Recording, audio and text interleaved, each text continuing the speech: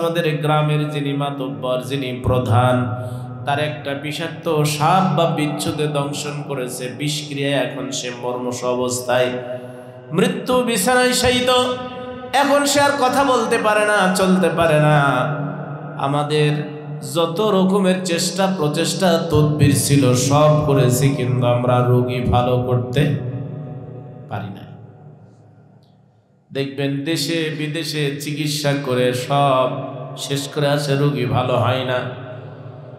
তখন বলে যে কবিরাজের কাছে যাও, তাই যায়। যদি বলে যে যাও কুসুম্বা যাও, ওখানে গিয়া সিন্নি দাও। যত শিরক হোক, বেদাত হোক, যেই কাজই বলুক, রোগ ভালো হবে এই আশা অনেক কিছু করে। এলাকার লোকজনরা বলছে যে আমরা অনেক চেষ্টা করেছি, ভালো হয় নাই। তোমাদের মধ্যে তদবির করতে পারবে, চিকিৎসা করতে পারবে এমন কেউ আছে নাকি? আল্লাহ নবীর সাহাবীরা বলছেন যে হ্যাঁ, একজন বললেন আমি পারবো, কিন্তু তোমাদের এই রোগীর আমরা চিকিৎসা করব না। কয় কেন করবেন না? কয় জন্য করব না, তোমরা খুব কৃপণ মানুষ, তোমাদের গ্রামে আমরা খেতে চাইছি, পানি চেয়েছি, দাও নাই। চিকিৎসা যদি করতে চাই, তোমরা যদি করাতে চাও, তাহলে আগে ফি নির্ধারণ করা লাগবে। ফি ছাড়া, টাকা ছাড়া কাম হবে। এলাকার লোকেরা বলছে তাহলে কত টাকা নেবেন, ফি হিসাবে কত লাগবে? আল্লাহ নবীর সাহাবী বললেন তোমরাই বলো কত দিবা। সুবহানাল্লাহ। আমাদের কাছে, আমরা যদি ডাক্তারের কাছে যাই আর কোন ডাক্তার যদি এইভাবে অফার করে, ঠিক আছে দেন, কত দিবেন দেন, তাহলে এই ডাক্তারের ইনকাম হবে? ওরে আল্লাহ, এমন ওয়াজ শুরু করবে, উল্টা ডাক্তারও ওষুধ কেনার জন্য কিছু দেওয়া লাগবে, তাই না? কিন্তু যখন দেখবে লেখা আছে প্রথম ভিজিট 700 টাকা, টাকা 700 দাও, তারপরে স্লিপ নিয়ে ভেতরে ঢোকো। এই জন্য চিকিৎসার আগে টাকা দিয়া, ফি দিয়া, তারপরে ভেতরে ঢোকো। আল্লাহ নবীর সাহাবীরা বললেন চিকিৎসা করব, রব যদি ভালো করে দেন তাহলে তোমরা ফি দিবা, নইলে ফি দেওয়া লাগবে। আর আমি এমন ভাবে চিকিৎসা করব, এমন মেডিসিন দিব, যেটা দিয়ে আমার বিশ্বাস 100 অবশ্যই রোগী ভালো হবে ইনশাআল্লাহ। এলাকার লোকেরা বসে তাইলে যেহেতু জটিল আর কঠিন রোগী, মরুষ অবস্থায়, এই রোগী চিকিৎসা করে যদি ভালো হয়ে যায়, তাহলে এক পাল ছাগল দুম্বা তোমাদেরকে দিয়ে দিব। 30-35টা ছাগল আছে একটা পালে, একটা খড়ের মধ্যে বসে, গোটা ছাগল, এক পাল ছাগল তোমাদের দিয়ে দিব। সুবহানাল্লাহ। ফি কিন্তু কম না, এটা নিজেরাই নির্ধারণ করলো। আল্লাহ নবীর সাহাবীরা বলছেন ঠিক আছে তাহলে চলো। এলাকার লোকেরা পেরেশান, হতাশ হয়ে গেছে, নিরাশ হয়ে গেছে যে আর এই রোগীকে বাঁচানো যাবে না। মদিনার লোকেরা যখন আসলো, এলাকাবাসীরা বলল কি হলো? কোনা কবিরাজ আছে, ডাক্তার আছে, ওজা আছে, কাম হবে, চিকিৎসা করবে, অনেক ফি দিয়ে নিয়ে আসলাম। এলাকার লোকেরা বলছে কি দিয়ে চিকিৎসা করবে? যন্ত্র নাই, পাতি নাই, ওষুধ নাই, পাতি নাই, এরপরে গাছ নাই, গছড়া নাই, এরা কি দিয়ে কি করবে? নিঃসন্দেহে মন্ত্র দিয়ে কাম হবে। আমাদের দেশের কত মন্ত্র আছে, কুফরি মন্ত্র, কুফরি কালাম, কুফরি কথা।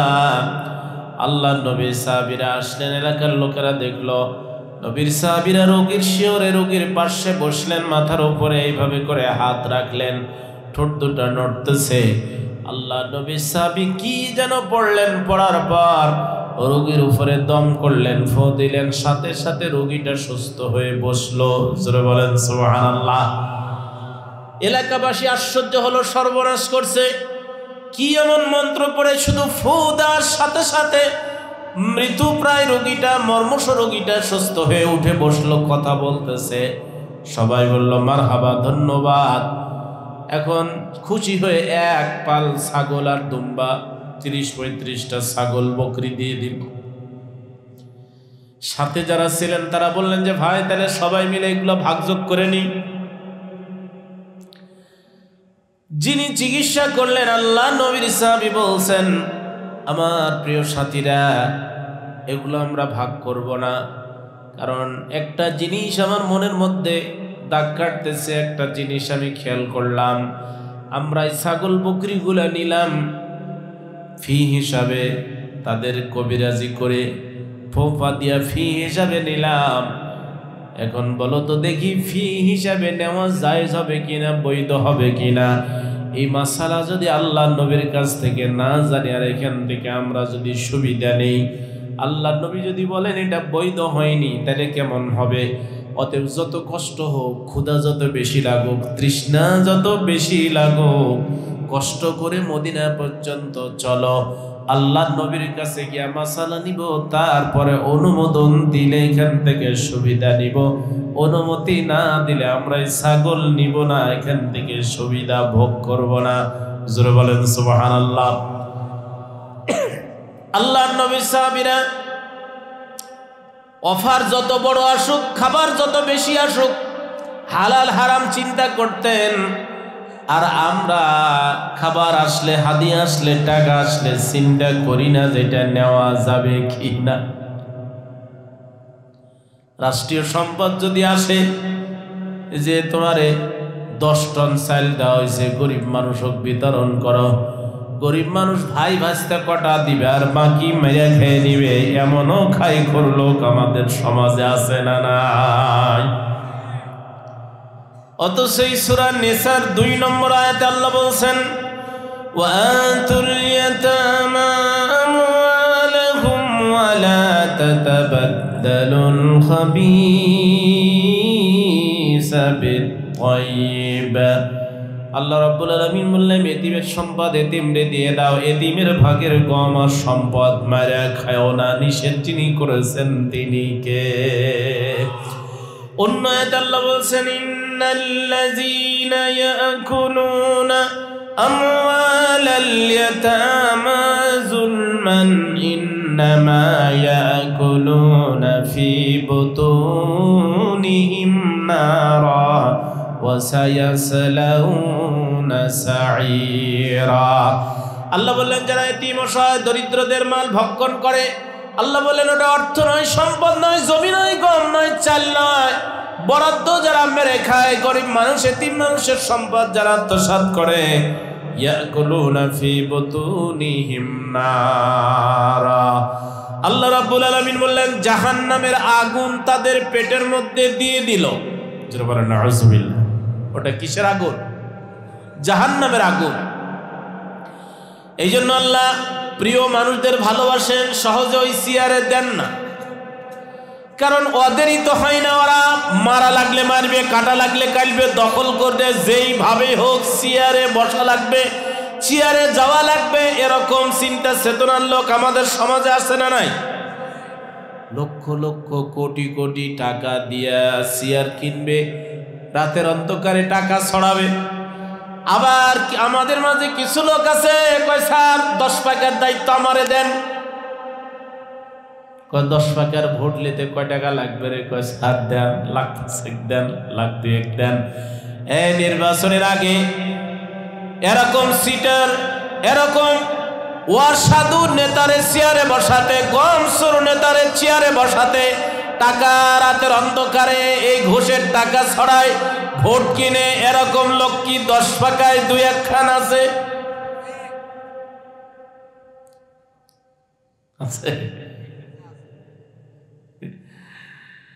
রাগ করলেন আপনারা? অথচ আল্লাহ রাব্বুল আলামিন বললেন, খবরদার ওগুলা খেও না। ইয়াকুলুনা ফি বুতুনিহিম নারা, জাহান্নামের আগুন তোমার পেটের মধ্যে চলে যায়। কিয়ামতের ময়দানে তোমার পেটের মধ্যে বিশাল পেট আল্লাহ করে দিবেন, ওর পেটের মধ্যে যত সম্পদ সবগুলা দেখা যাবে, গ্লাসের মতো স্বচ্ছ হবে।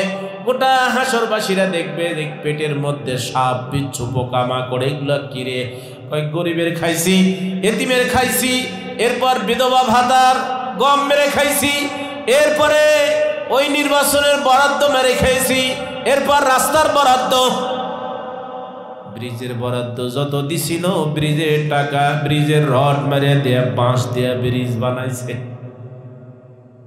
এরকম লোক আছে না? এইগুলো সব পেটের মধ্যে থাকবে, জাহান্নামীরা দেখি চিনতে পারবে যে এই লোকের কাজ হলো এটা। এই জন্য আল্লাহ রাব্বুল আলামিন ঈমানদারদের চেয়ার তো দেন না। আল্লাহ বললেন তোদের আমি দুনিয়ার চেয়ার দিতে চাই না, তোদের জন্য চেয়ার রেখেছি জান্নাতে। আলাল আরাইকি ইয়ানজুরুন,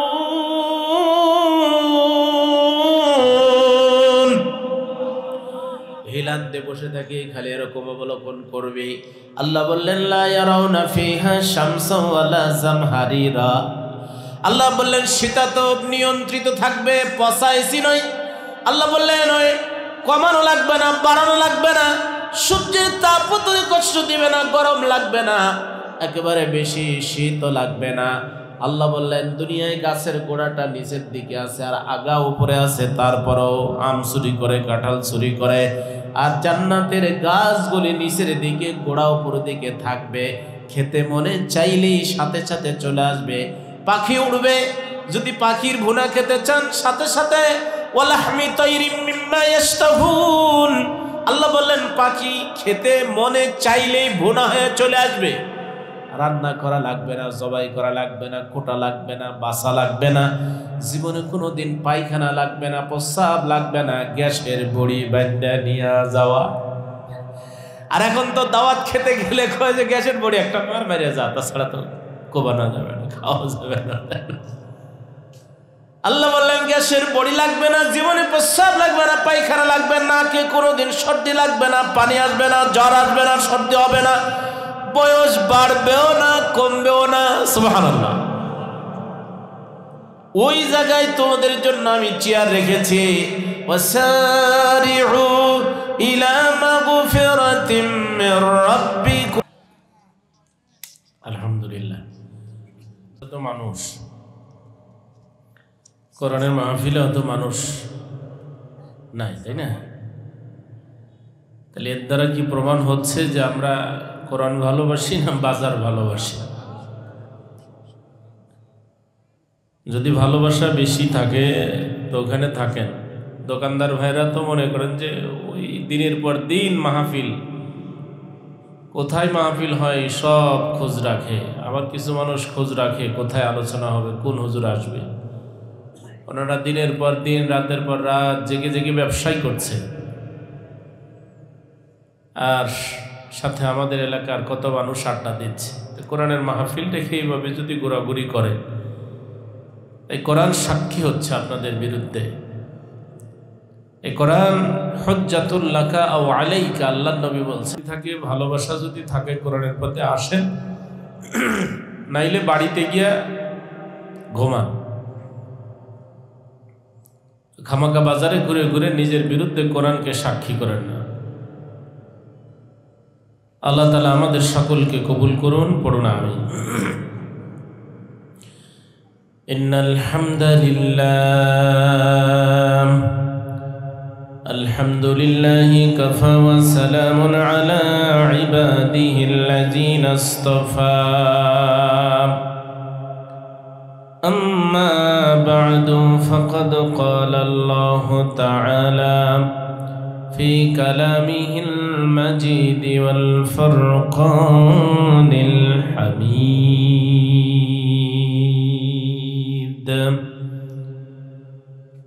পড়ুন সবাই আউযু বিল্লাহি মিনাশ শাইতানির রাজীম।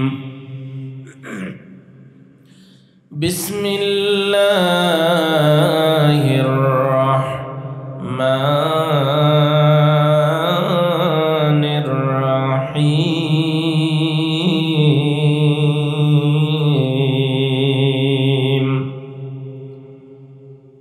ومن يطع الله والرسول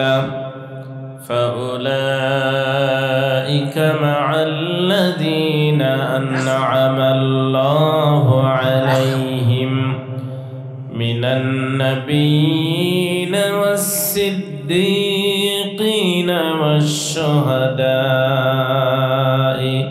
والصالحين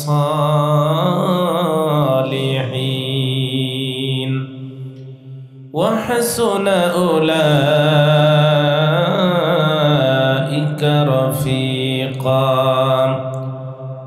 ذلك الفضل من الله وكفى بالله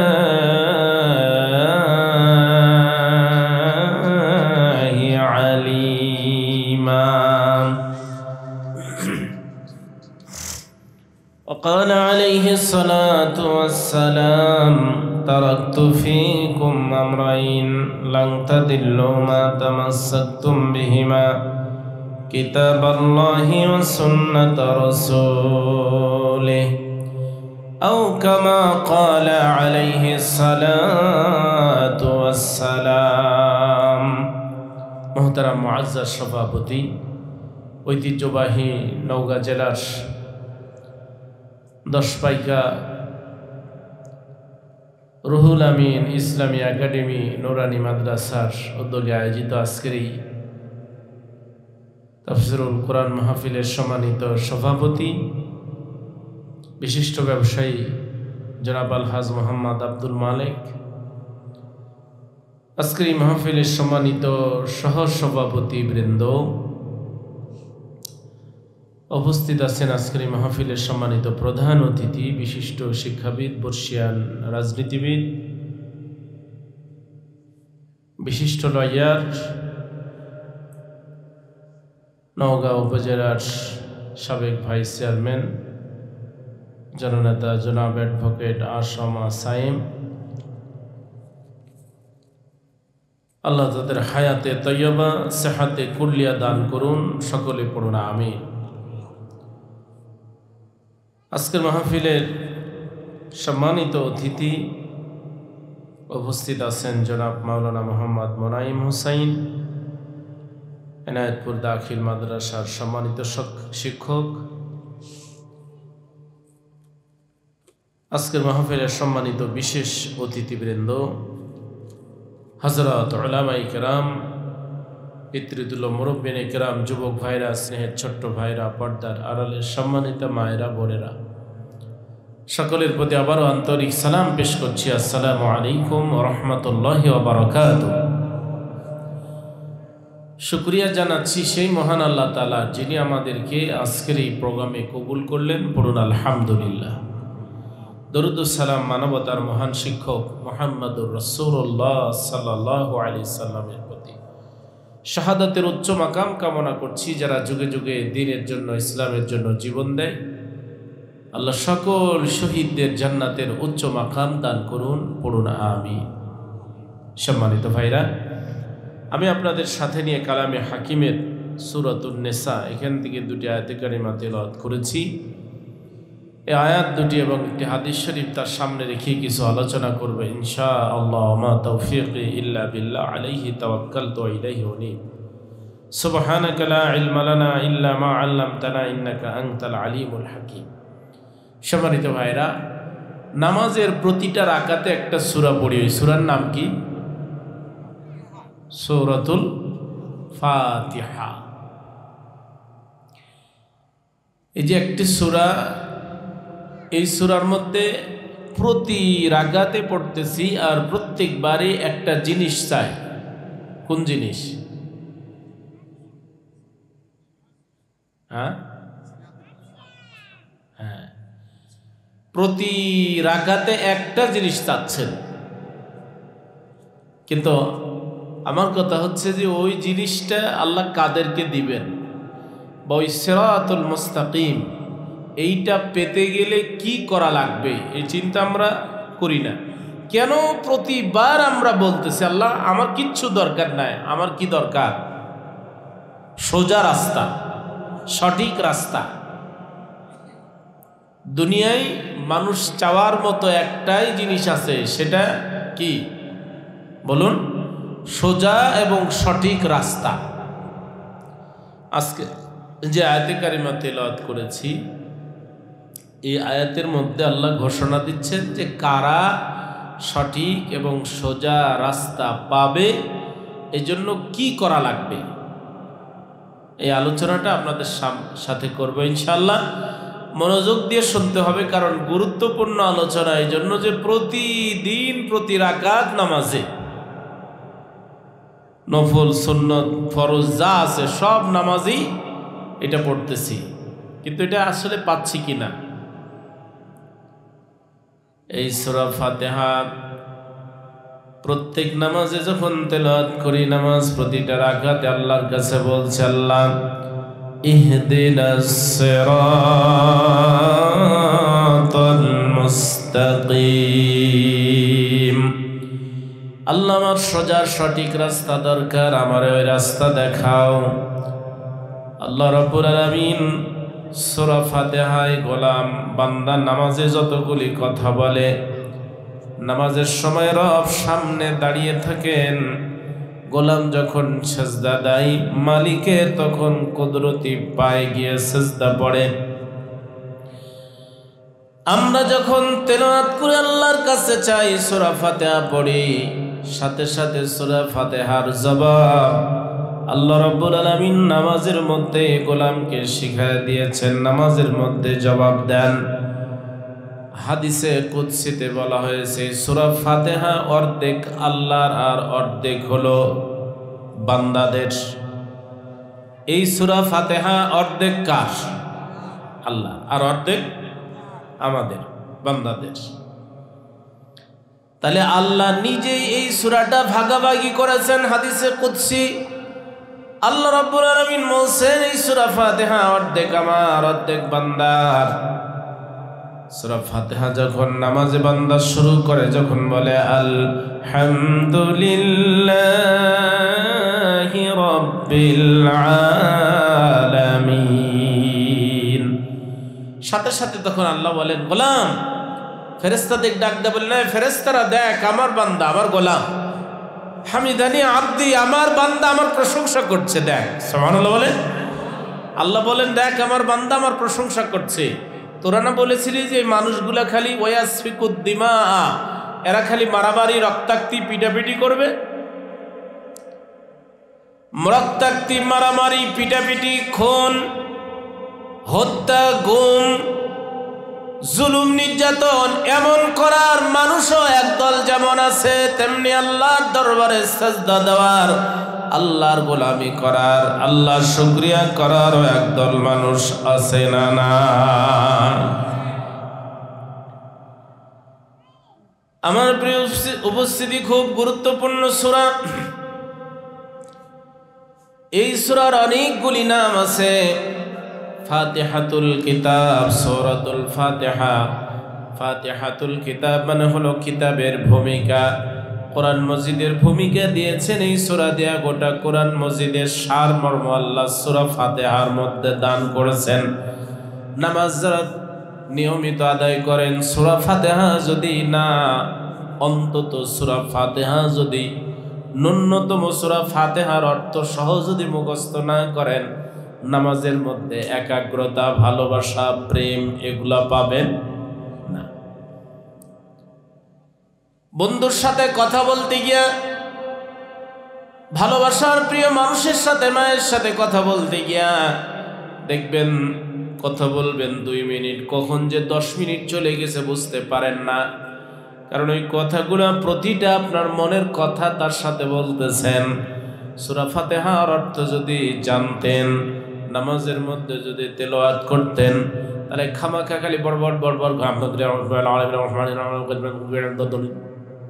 আল্লাহ কিছু আলহামদুলিল্লাহ শেষ করি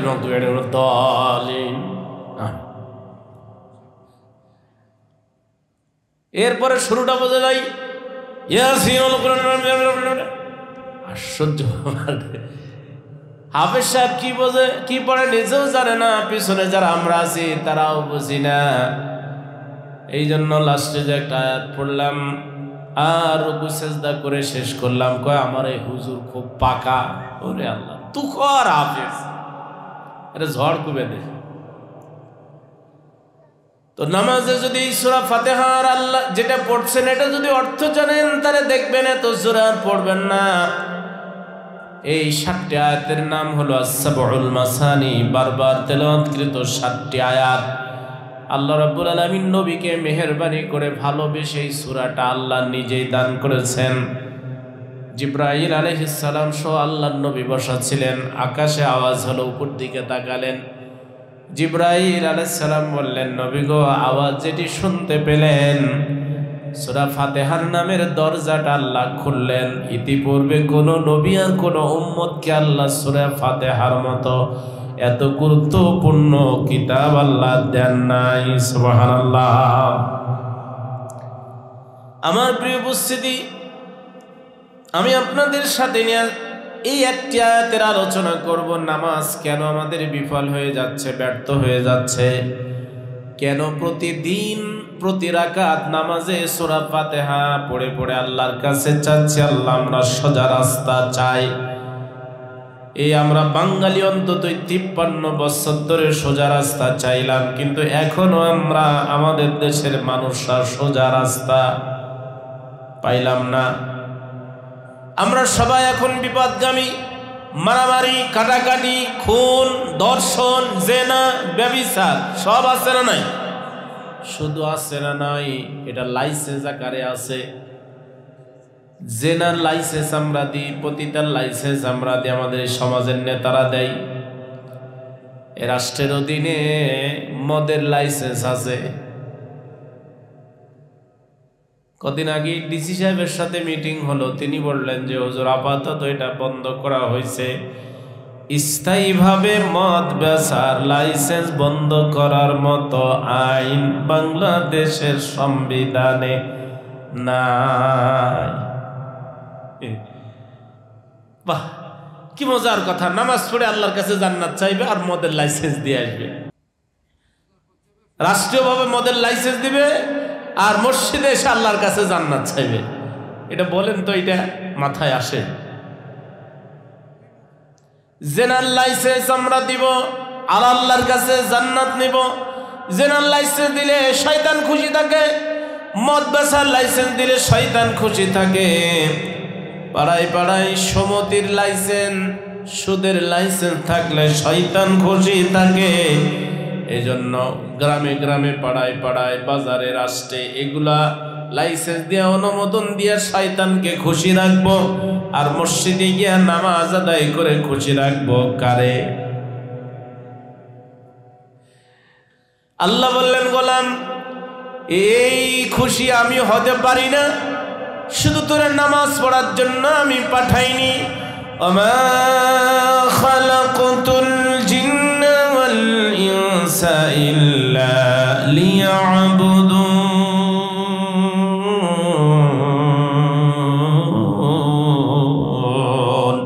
24 ঘন্টা গোলামি, সারা জীবন গোলামির জন্য মানুষ আর জিন, জিন আর মানুষ সৃষ্টি হয়েছে গোলাম হিসাবে। এদের কাম কি করা? জোরে বলেন, কি করা? কার গোলামি? আল্লাহর গোলামি। তো গোলামি করবে, গোলামি করতে গিয়ে গোলামরা কি নিজের মন মতো গোলামি করবে, আইন করে গোলামি করবে, না মালিক যেইভাবে বলবে সেইভাবে গোলামি করবে? কারো বাড়িতে যদি চাকরি করি, প্রতিষ্ঠানে চাকরি করি, প্রতিষ্ঠানের নিয়ম মেনে আমার চলতে হবে। আমি যদি বলি যে না, প্রতিষ্ঠানের নিয়ম মানি না, আমি যেইভাবে বলবো সেইভাবে হবে, চাকরি থাকবে। আল্লাহ রাব্বুল আলামিন বললেন, তুই গোলাম, তোর আব্বা, তোর 14 গোষ্ঠী সবাই গোলাম। গোলাম কোনোদিন সংবিধান তৈরি করতে পারে না। সংবিধান যিনি তৈরি করবেন তিনি হলেন মালিক। মালিক সংবিধান তৈরি করবেন, আর গোলামের কাম হলো সংবিধান অনুযায়ী। আল্লাহ রাব্বুল আলামিন বলছেন, এই জন্য আমি কিতাব নাজিল করেছি, এই কিতাব দিয়ে তোমরা চলবা। ওয়ানাজ্জালনা আলাইকাল কিতাবা তিবয়ানাল লিকুল্লি শাইইন ওয়া হুদান ওয়া রাহমাতান ওয়া বুশরা লিল মুসলিমিন।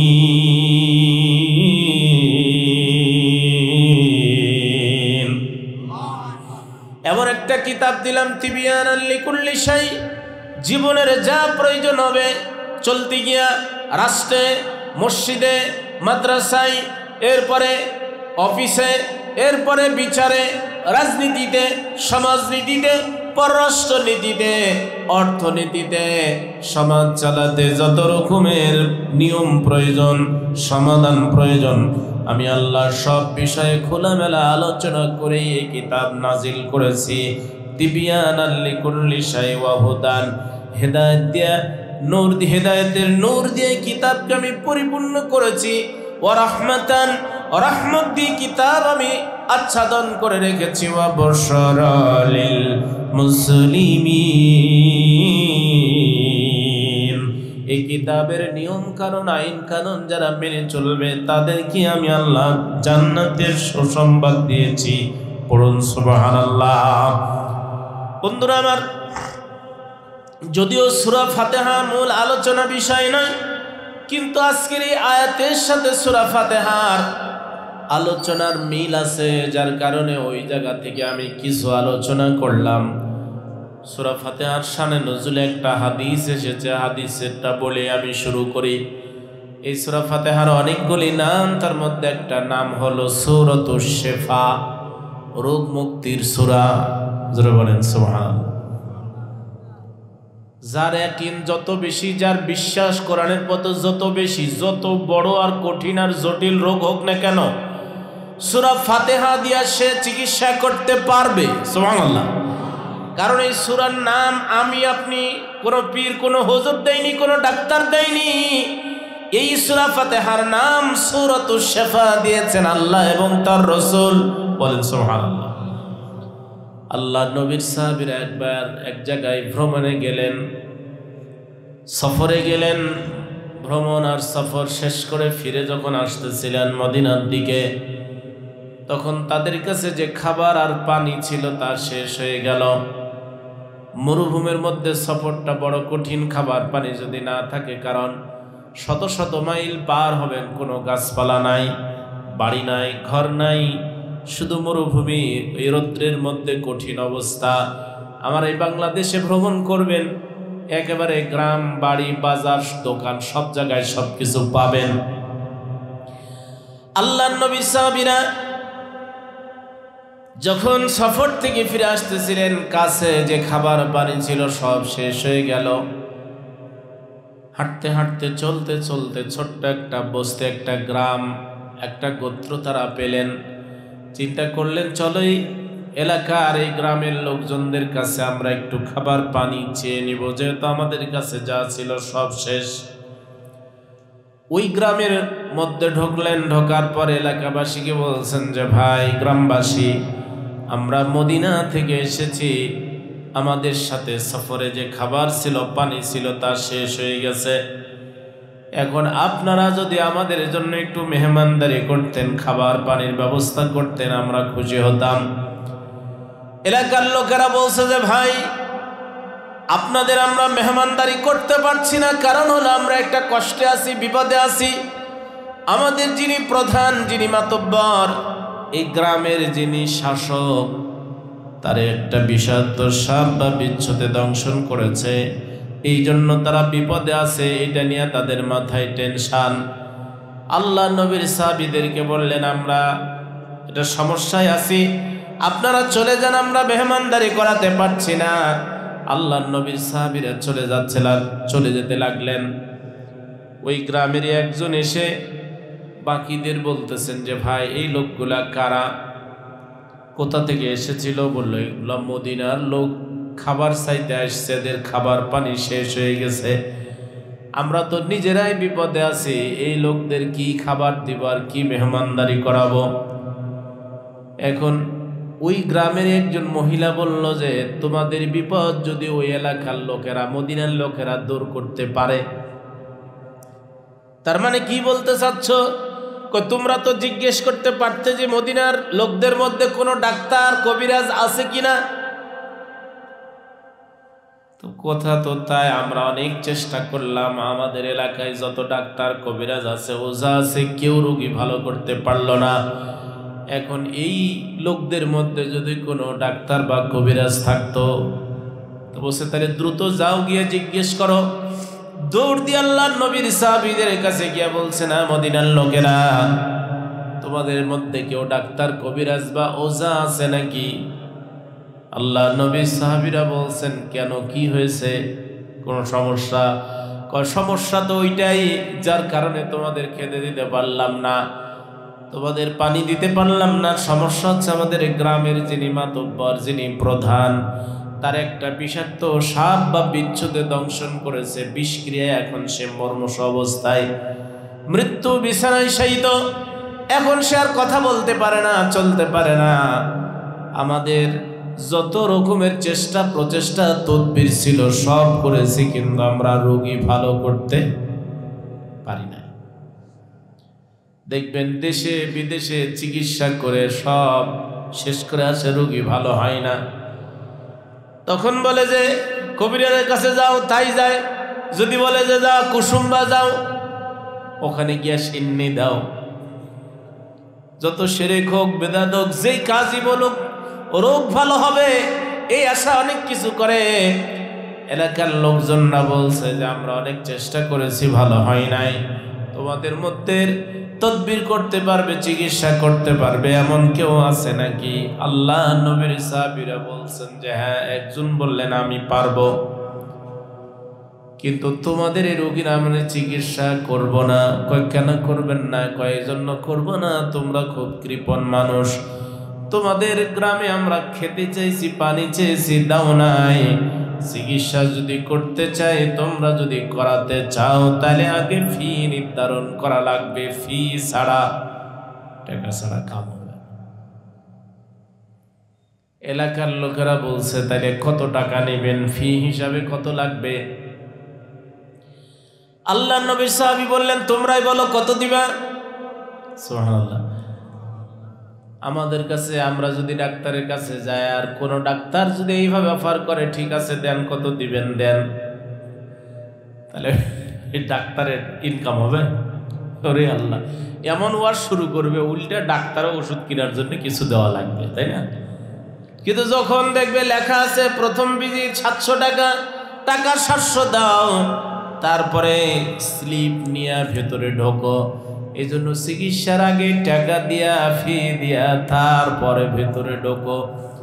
আল্লাহ নবীর সাহাবীরা বললেন চিকিৎসা করব, রব যদি ভালো করে দেন তাহলে তোমরা ফি দিবা, নইলে ফি দেওয়া লাগবে।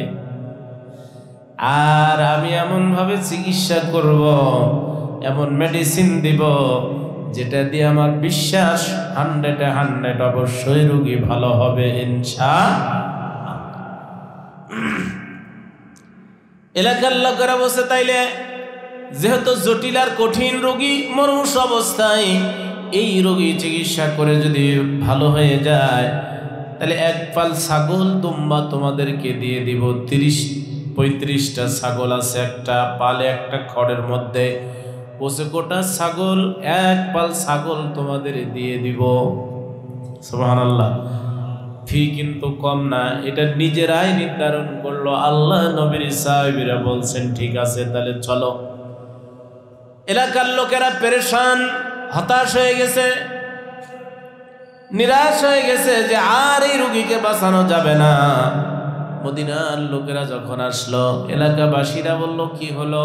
কোনা কবিরাজ আছে, ডাক্তার আছে, ওঝা আছে, কাম হবে, চিকিৎসা করবে, অনেক ফি দিয়ে নিয়ে আসলাম। এলাকার লোকেরা বলছে কি দিয়ে চিকিৎসা করবে? যন্ত্র নাই, পাতি নাই, ওষুধ নাই, পাতি নাই, এরপরে গাছ নাই, গছড়া নাই, এরা কি দিয়ে কি করবে? নিঃসন্দেহে মন্ত্র দিয়ে কাম হবে। আমাদের দেশের কত মন্ত্র আছে, কুফরি মন্ত্র, কুফরি কালাম, কুফরি কথা। আল্লাহ নবী সাহাবীরা আসলেন, এলাকার লোকেরা দেখলো নবীর সাহাবীরা রোগীর শিয়রে রোগীর পাশে বসলেন, মাথার উপরে এইভাবে করে হাত রাখলেন, ঠোঁট দুটা নড়তেছে। আল্লাহ নবী সাহাবী কি যেন পড়লেন, পড়ার পর রোগীর উপরে দম করলেন, ফু দিলেন, সাথে সাথে রোগীটা সুস্থ হয়ে বসলো। জোরে বলেন সুবহানাল্লাহ। এলাকাবাসী আশ্চর্য হলো, সর্বনাশ করছে, কি এমন মন্ত্র পড়ে শুধু ফু দেওয়ার সাথে সাথে মৃত্যু প্রায় রোগীটা, মর্মস রোগীটা সুস্থ হয়ে উঠে বসলো, কথা বলতেছে। সবাই বলল মারহাবা, ধন্যবাদ। এখন খুশি হয়ে এক পাল ছাগল আর দুম্বা 30-35টা ছাগল বকরি দিয়ে দিল। সাথে যারা ছিলেন তারা বললেন যে ভাই তাহলে সবাই মিলে এগুলো ভাগযোগ করে নি।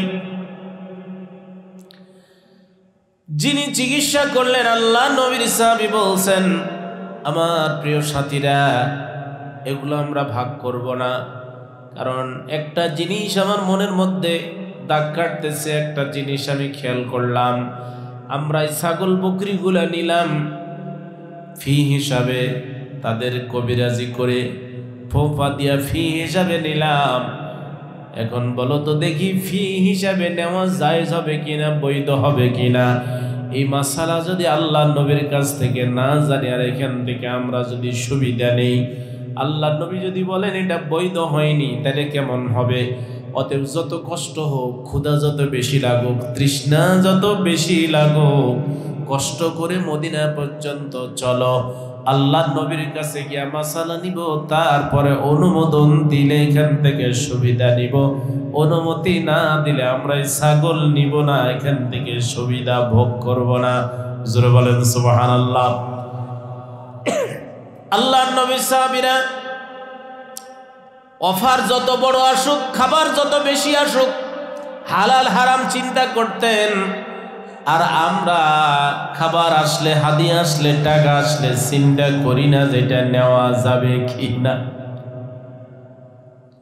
রাষ্ট্রীয় সম্পদ যদি আসে যে তোমারে 10 টন চাল দেওয়া হয়েছে, গরিব মানুষক বিতরণ করো, গরিব মানুষ ভাই ভাস্তা কটা দিবে আর বাকি মেরে খেয়ে নিবে, এমনও খাই লোক আমাদের সমাজে আছে না নাই? অথচ এই সূরা নিসার 2 নম্বর আয়াতে আল্লাহ বলছেন, ওয়াআতুল ইয়াতামা আমওয়ালাহুম ওয়া লা তাতাবাদদালুল খাবিসা বিত-তাইয়্যিব। আল্লাহ রাব্বুল আলামিন বললেন, এতিমের সম্পদ এতিমরে দিয়ে দাও, এতিমের ভাগের গম আর সম্পদ মারা খাও না। নিষেধ যিনি করেছেন তিনি কে? অন্য আয়াতে আল্লাহ বলছেন, ইন্নাল্লাযীনা ইয়াকুলুনা আমওয়ালাল ইয়াতামা যুলমান ইন্নামা ইয়াকুলুনা ফি বুতুনিহিম নারা ওয়া সায়াসলাউনা সাঈরা। আল্লাহ বললেন, যারা এতিম অসহায় দরিদ্রদের মাল ভক্ষণ করে, আল্লাহ বললেন ওটা অর্থ নয়, সম্পদ নয়, জমি নয়, গম নয়, চাল নয়, বরাদ্দ যারা মেরে খায়, গরিব মানুষ, এতিম মানুষের সম্পদ যারা আত্মসাৎ করে, ইয়াকুলুনা ফি বুতুনিহিম নারা। আল্লাহ রাব্বুল আলামিন বললেন, জাহান্নামের আগুন তাদের পেটের মধ্যে দিয়ে দিল। যারা বলেন নাউযুবিল্লাহ। ওটা কিসের আগুন? জাহান্নামের আগুন। এই জন্য আল্লাহ প্রিয় মানুষদের ভালোবাসেন, সহজে ওই চেয়ারে দেন না, কারণ ওদেরই তো হয় না, ওরা মারা লাগলে মারবে, কাটা লাগলে কাটবে, দখল করবে, যেইভাবে হোক চেয়ারে বসা লাগবে, চেয়ারে যাওয়া লাগবে, এরকম চিন্তা চেতনার লোক আমাদের সমাজে আছে না নাই? লক্ষ লক্ষ কোটি কোটি টাকা দিয়া চেয়ার কিনবে, রাতের অন্ধকারে টাকা ছড়াবে। আবার আমাদের মাঝে কিছু লোক আছে, কয় স্যার 10 টাকার দায়িত্ব আমারে দেন। কয় 10 টাকার ভোট নিতে কয় টাকা লাগবে রে? কয় স্যার দেন, লাখ 5 দেন, লাখ 2 দেন।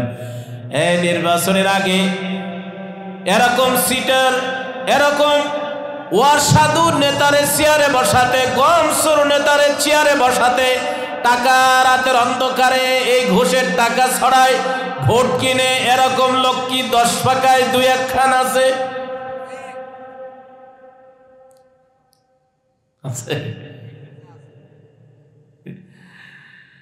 রাগ করলেন আপনারা? অথচ আল্লাহ রাব্বুল আলামিন বললেন, খবরদার ওগুলা খেও না।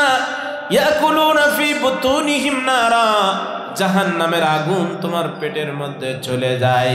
কিয়ামতের ময়দানে তোমার পেটের মধ্যে বিশাল পেট আল্লাহ করে দিবেন, ওর পেটের মধ্যে যত সম্পদ সবগুলা দেখা যাবে, গ্লাসের মতো স্বচ্ছ হবে। গোটা হাসরবাসীরা দেখবে পেটের মধ্যে সাপ, বিচ্ছু, পোকামাকড়, এগুলো কিরে, কয়েক গরিবের খাইছি, এতিমের খাইছি, এরপর বিধবা ভাতার গম মেরে খাইছি, এরপরে ওই নির্বাচনের বরাদ্দ মেরে খাইছি, এরপর রাস্তার বরাদ্দ, ব্রিজের বরাদ্দ যত দিছিল, ব্রিজের টাকা, ব্রিজের রড মেরে দিয়ে বাঁশ দিয়ে ব্রিজ বানাইছে। এরকম লোক আছে না? এইগুলো সব পেটের মধ্যে থাকবে। জাহান্নামীরা দেখি চিনতে পারবে যে এই লোকের কাজ হলো এটা। এই জন্য আল্লাহ রাব্বুল আলামিন ঈমানদারদের চেয়ার তো দেন না। আল্লাহ বললেন, তোদের আমি দুনিয়ার চেয়ার দিতে চাই না, তোদের জন্য চেয়ার রেখেছি জান্নাতে। আলাল আরাইকি ইয়ানজুরুন,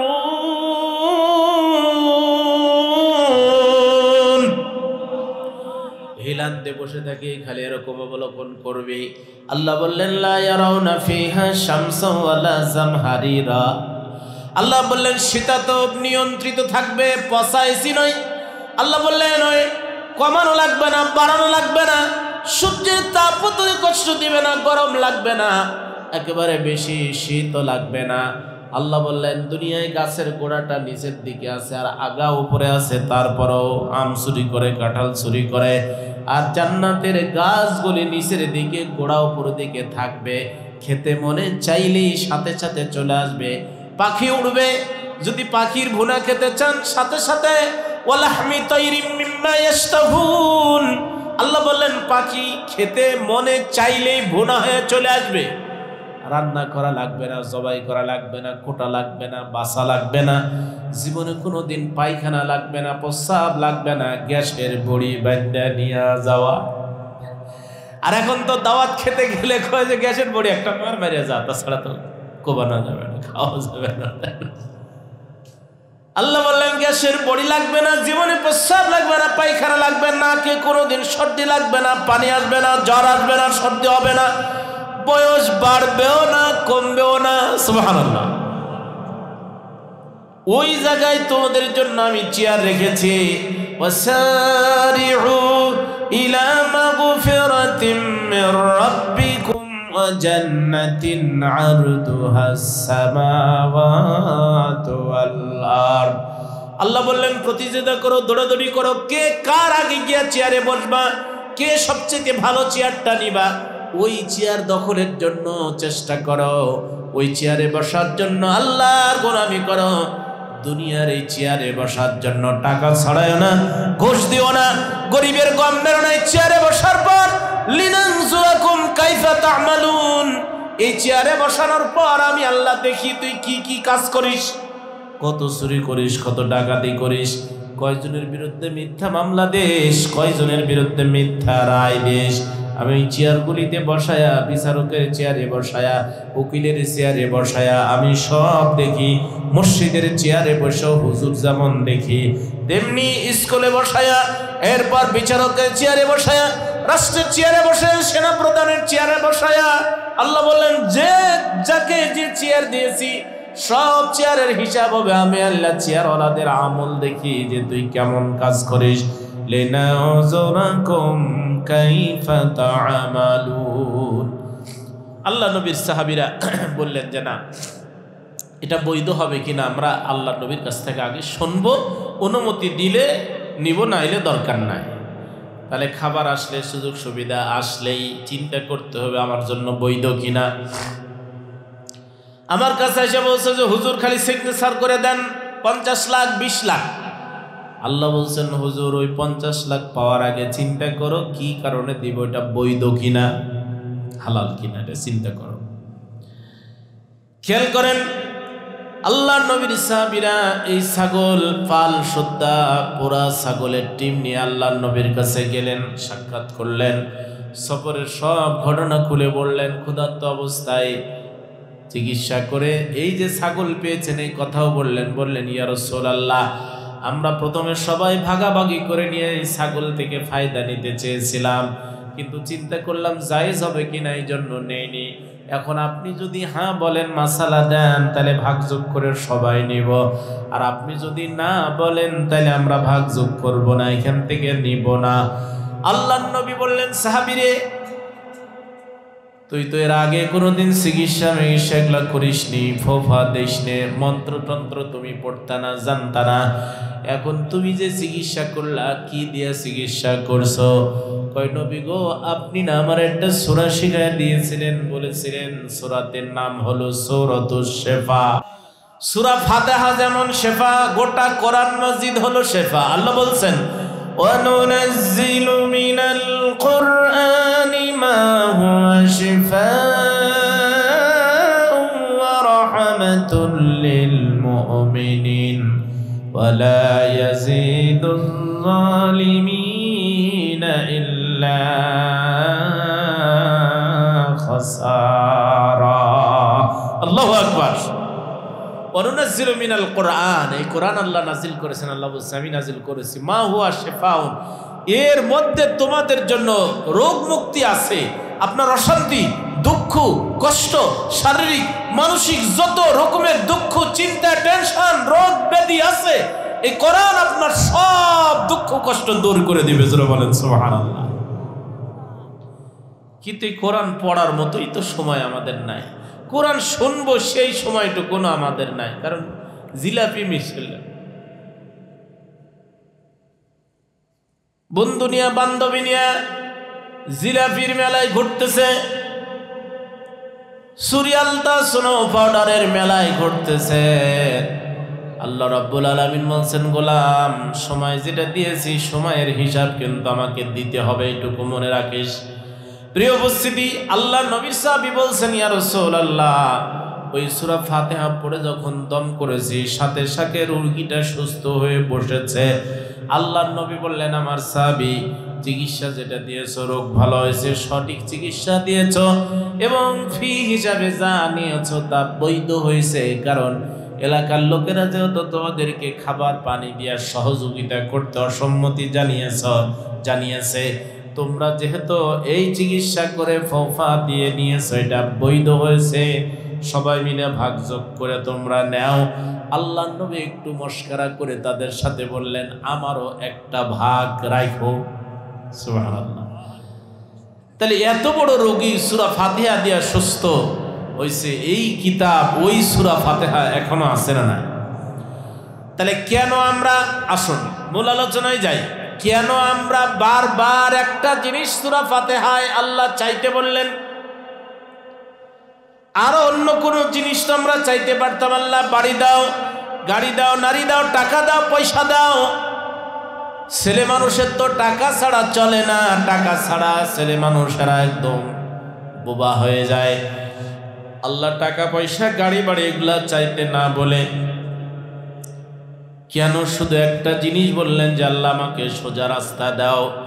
কারণ হলো এই সোজা রাস্তা শুধুমাত্র কেবলমাত্র যিনি দিতে পারেন তিনি কে? আল্লাহ। এই রাস্তাটা আর কেউ দিতে, হোক সেটা পীর সাহেব, হোক সেটা হুজুর, হোক ডাক্তার, হোক ইঞ্জিনিয়ার, হোক যেই হোক সেই হোক না কেন, সোজা রাস্তা পাওয়ার জন্য যদি আপনি পীর সাহেবের কাছে যান, আল্লাহ রাব্বুল আলামিন বললেন পীর সাহেবের উপরে ভরসা করলে তুমি ভুল করেছো। সোজা রাস্তা চাইতে হবে কার কাছে? আর কোন পীর সাহেবের মাধ্যমে, কোন হুজুর, কোন ইমাম সাহেবের মাধ্যমে তোমারে আল্লাহ দিবেন সেটাও নির্ধারণ করবেন কে? তুমি যদি আল্লাহর কাছ থেকে চেয়ে নিতে পারো, তাহলে যেই পীর সাহেব সোজা রাস্তার উপরে আছে ওই পীর সাহেবের কাছে আল্লাহ তোমারে নিয়ে যাবে। যেই ইমাম সাহেব সঠিক রাস্তার উপরে আছে ওই ইমাম সাহেবের কাছে, অথবা ইমাম সাহেবকে বলবে আমার বান্দার কাছে যা, ওরে কোরআনের হক কথা বলি, সঠিক রাস্তার কথা বলি, বল।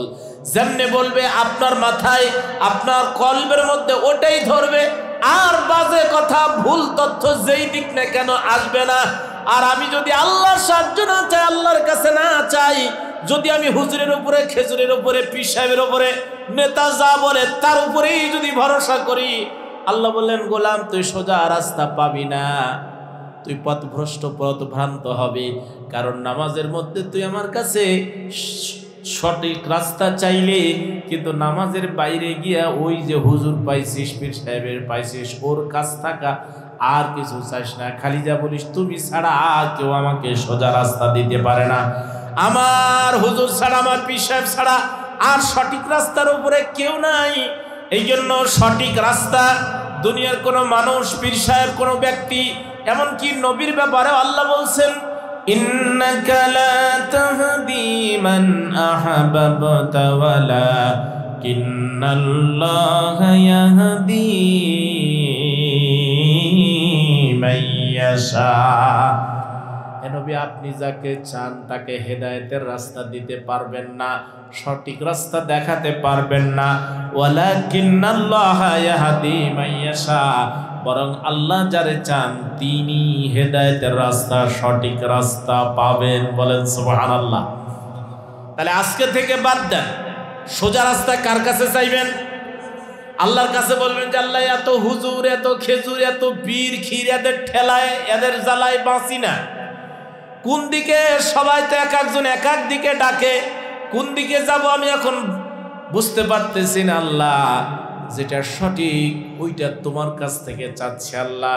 সঠিক হুজুরের কাছে, সঠিক পীর সাহেবের কাছে, সঠিক রাস্তায় আমার অন্তরের মধ্যে তুমি দিয়ে দাও আল্লাহ। তুমি ছাড়া সঠিক সিদ্ধান্ত আমি আর নিতে পারবো? সুবহানাল্লাহ। ওই একটা জিনিসই মানুষের দরকার। এই জন্য বারবার প্রতি রাকাতে ঘুরে ঘুরে ওই কথাটা আল্লাহ বলার জন্য নির্দেশ দিয়েছেন। যারা বলেন সুবহানাল্লাহ।